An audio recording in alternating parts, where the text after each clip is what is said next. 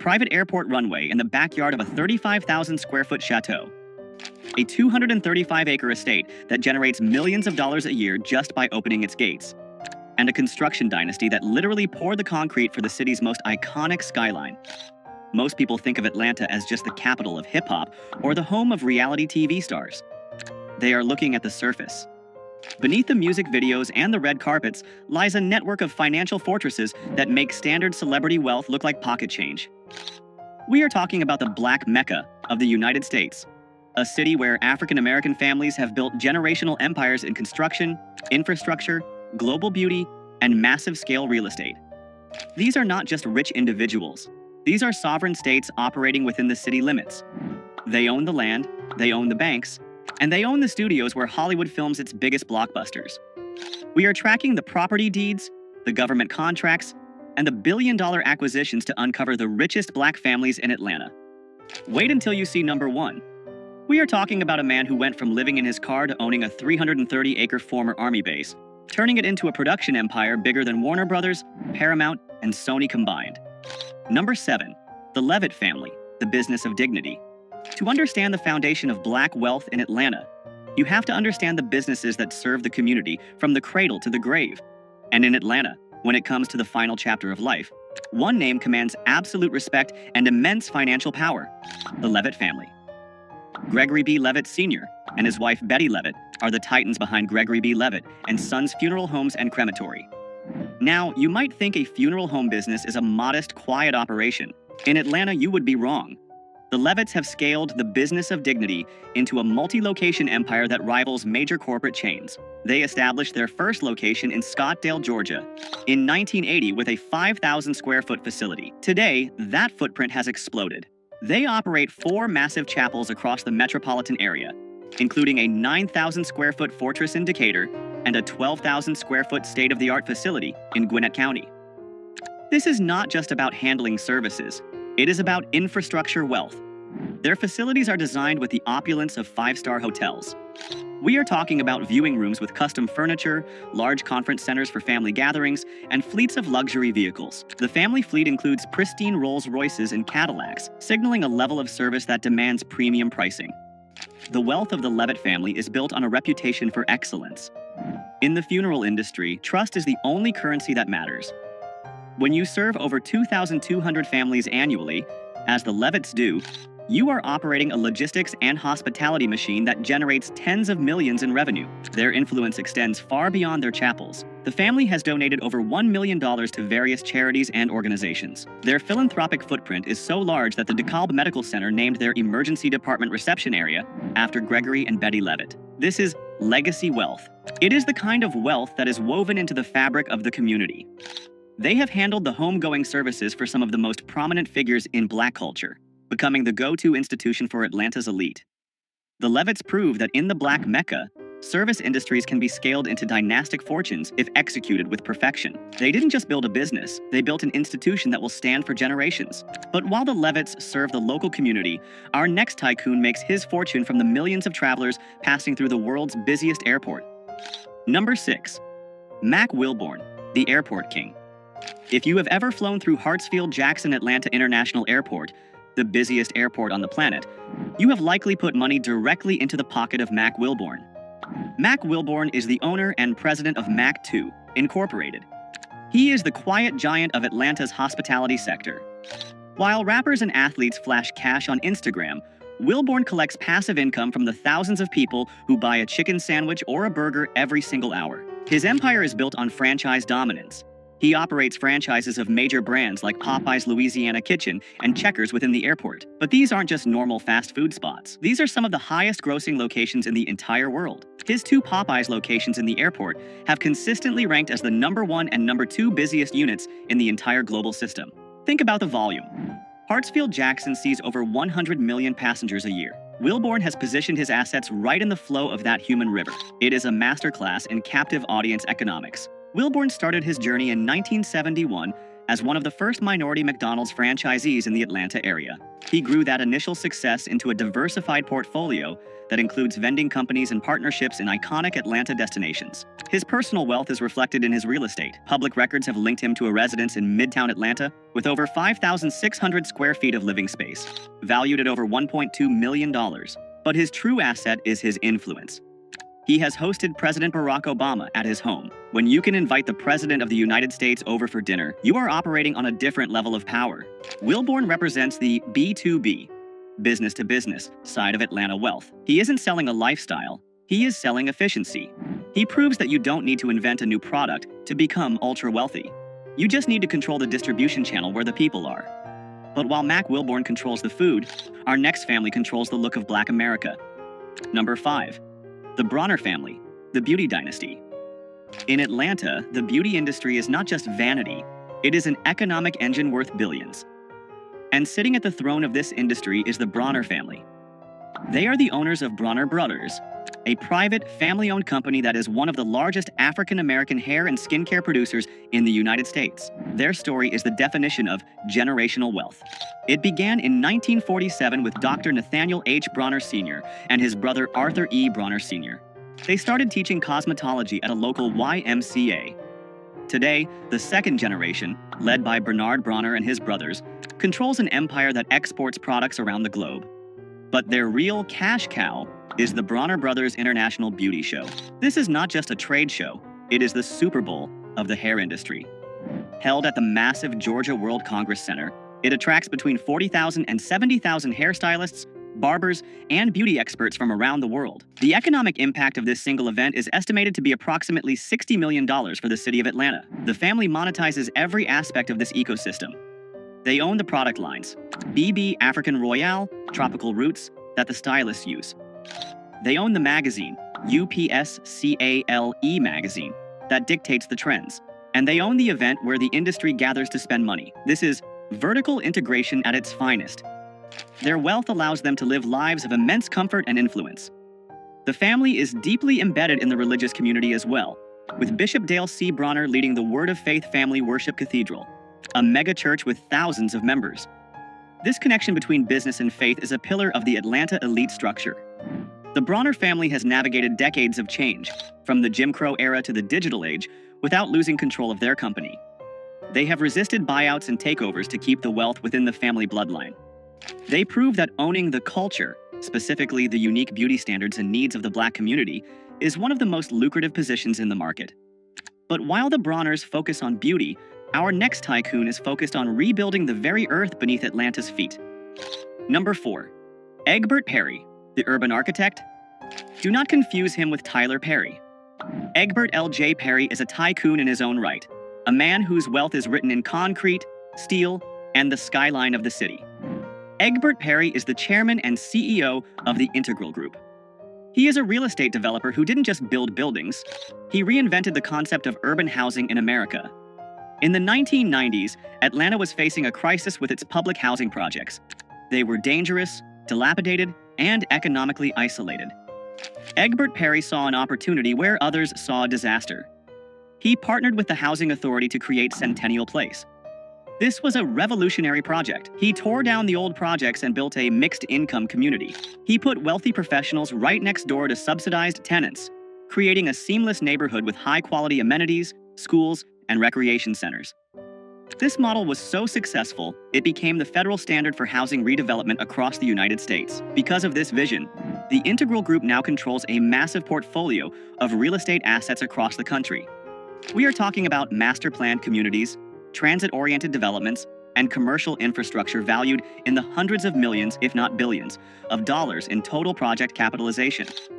Egbert Perry's personal influence is staggering. He has served as the chairman of the board for Fannie Mae, one of the most powerful financial positions in the entire country. He sits on the boards of major corporations and has been inducted into the Real Estate Hall of Distinction. His wealth is intellectual capital converted into real asset capital. He lives a life of quiet, powerful luxury. Unlike the entertainers who flash cash, Egbert Perry moves in the boardrooms where the future of the city is decided. His company is currently involved in the redevelopment of the massive General Motors assembly plant site in Doraville, a project that will create a city within a city. He represents the technocrat wing of the Black MECCA. He is the engineer who figured out how to make gentrification and community development profitable. But if Egbert Perry is the modern developer, our next family is the historic bedrock upon which modern Atlanta was built. Number 3. The Russell family, the concrete dynasty. If you look at the Atlanta skyline, you are looking at the legacy of Herman J. Russell. The Russell family is perhaps the most important business dynasty in the history of Black Atlanta. Herman J. Russell, who passed away in 2014, founded H.J. Russell and Company in 1952. He started as a plasterer. He ended up as the man who built the Coca-Cola headquarters, the Georgia Dome, Turner Field, and major expansions of the Hartsfield-Jackson Airport. Today, the company is run by his children, Michael Russell, CEO, H. Jerome Russell, President, and Donata Russell Ross. They have successfully transitioned the wealth from the founder to the second generation, a feat that many families fail to achieve. Let's look at the scale of their operation. H.J. Russell and Company is consistently ranked among the largest minority-owned firms in the United States. They don't just pour concrete, they manage real estate. They develop affordable housing, and through Concessions International, led by Donata, they operate food and beverage units in major airports across the country. Their family seat is legendary. Herman Russell's estate in Collier Heights, a historic, wealthy Black neighborhood, featured a 50-foot-long swimming pool where Dr. Martin Luther King Jr. used to swim. It was the boardroom of the civil rights movement. Today, the children continue to expand the empire. Jerome Russell is heavily involved in the Russell Innovation Center for Entrepreneurs, RICE. This is a 50,000 square foot business generator gifted by the family to the city. It is the largest center of its kind in the country dedicated to Black entrepreneurs. This is ecosystem wealth.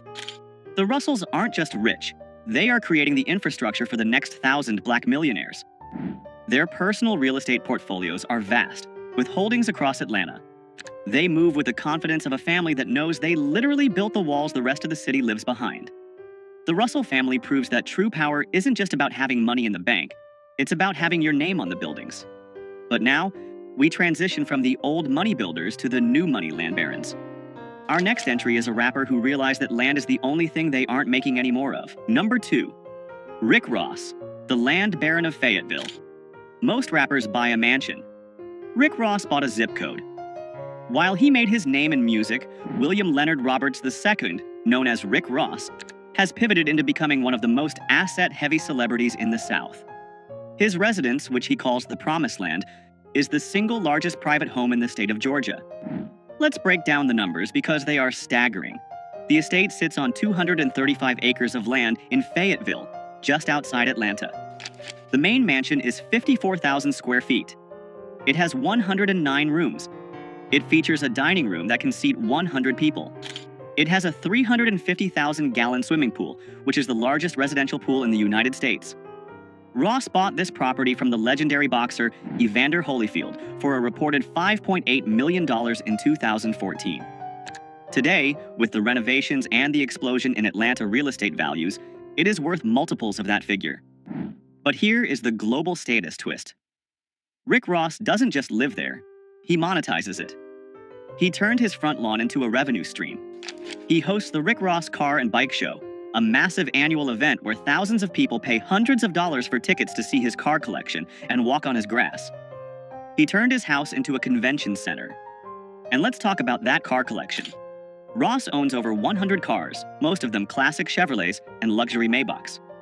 He has a garage that looks like a museum, but he didn't stop at 235 acres. He recently spent another $4 million to buy an additional 87 acres adjacent to his property, expanding his kingdom even further. His business portfolio is equally dense. He owns over 25 Wingstop franchises. He owns Checkers and Rally's restaurants. He has partnerships with Bel Air Rosé and Rap Snacks. Rick Ross is the ultimate example of diversified hustle. He took the cash flow from rap music and poured it into tangible, hard assets, land, franchises, and classic cars. He cuts his own grass, literally, to save money and keep himself grounded, but he lives in a palace that was built for royalty. He proves that in the new Atlanta, you can start as a correctional officer, become a rap star, and end up as a landed gentry. But even the Promised Land pales in comparison to the sheer, industrial-scale dominance of our #1 spot. This is a man who didn't just buy a house. He bought a military base. Number 1. Tyler Perry, the sovereign of the South. We have arrived at number 1. The billionaire who redefined what is possible for a black creative in America, Tyler Perry. Tyler Perry's wealth is estimated by Forbes to be $1.4 billion. But that number doesn't tell the full story. The story is in the land. Tyler Perry owns Tyler Perry Studios, a 330-acre production facility in southwest Atlanta. To put that size into perspective, you can fit the studios of Warner Brothers, Paramount, and Sony inside Tyler Perry's lot and still have space left over. He purchased this land, which was the former Fort McPherson Army base, in 2015 for $30 million. It was the deal of the century. Today, that land is priceless. It is the only major motion picture studio in the nation owned by an African American. The studio features 12 massive sound stages, each named after a black Hollywood legend like Sidney Poitier and Oprah Winfrey. It has its own replica of the White House, which he rents out to productions like The Oval. It has its own neighborhoods, a green screen building, and acres of woodlands. Marvel shoots Black Panther here. The Walking Dead filmed here. Every time a major studio needs a facility in the Hollywood of the South, they have to pay rent to Tyler Perry. But his personal lifestyle is just as astronomical. For years, he lived in a 17-acre estate in Buckhead that was so lavish it set records when he sold it. He sold it for $15 million to an evangelist, and it was later bought by Steve Harvey. This house featured a 70,000-gallon infinity pool and a ballroom underground. But Tyler Perry needed more space. He is currently building, and nearly finishing, a new massive estate near his studios that defies logic. Reports and aerial footage reveal a home that is more like a resort. It features a massive lap pool, organic farms for horses, and, get this, a private airplane runway in the backyard. Yes, a runway. Because when you are worth $1 billion and you own a private jet, you shouldn't have to drive to the airport. You should be able to fly directly into your living room. He also owns a private island in the Bahamas, White Bay Cay, where he built villas for his guests. He owns a mansion in Beverly Hills, which he famously lent to Prince Harry and Meghan Markle when they left the UK. His wealth comes from a crucial decision he made early in his career: ownership. He owns 100% of his content. Every Madea movie, every TV show like The Haves and the Have-Nots, every play, he owns the negatives. He didn't sell his rights for a quick check. He kept them. Now, he licenses that content to networks like BET for hundreds of millions of dollars. Tyler Perry is the ultimate manifestation of the Black Mecca dream. He came to Atlanta with nothing, sleeping in his car. He utilized the city's support for black art to launch his plays. He reinvested every dollar into land and infrastructure. He didn't just ask for a seat at the table. He built his own table, in his own house, on his own 300 acres of land. From the funeral parlors of the Levetts to the airport franchises of Mack Wilbourn, and from the construction sites of the Russells to the sprawling studio lot of Tyler Perry, these families are the pillars of Atlanta's wealth. They prove that the Black Mecca is not just a nickname, it is a financial reality. They have built ecosystems that support thousands of jobs and generate billions in value. They have moved beyond being consumers of luxury to being the producers of it. They own the land, the buildings, and the businesses that make the city run. So, which of these empires impressed you the most? Was it the sheer scale of Rick Ross's Promised Land or the strategic genius of the Bronner family's beauty empire? Let us know in the comments below. And if you want to see how black wealth is exploding in other cities, click the video on your screen right now. You won't believe the fortunes being built in Houston, Texas. Subscribe for more deep dives into the world of hidden wealth. I'll see you in the next one.